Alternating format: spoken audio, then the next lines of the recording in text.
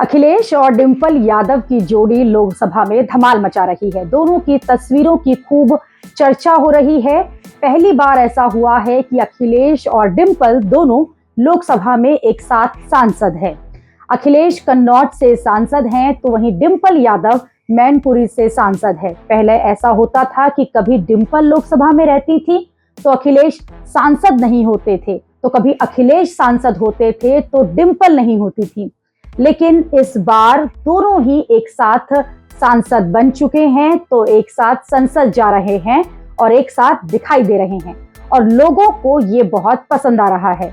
अखिलेश और डिंपल की love story भी बहुत गजब है, बिल्कुल फिल्मी कहानी है जो लव स्टोरी से शुरू होकर शादी तक पहुंची और अब राजनीति में भी दोनों एक साथ हैं। अखिलेश और डिंपल एक दूसरे को तब से जानते हैं जब अखिलेश 25 साल के थे और डिंपल यादव 21 साल की थी।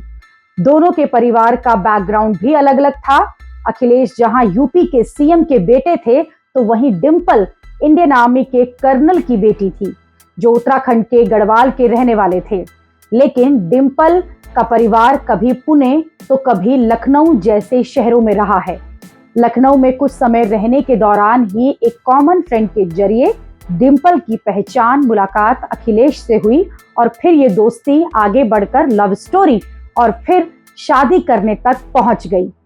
अखिलेश ने डिंपल के बारे में अपनी दादी को बताया और फिर परिवार को मनाने में जुट गए। ये बात जब मुलायम सिंह तक पहुंची तो वो थोड़ी हिचक के बाद मान गए। फिर नवंबर 1999 में अखिलेश और डिंपल की सफाई में धूमधाम से शादी हुई।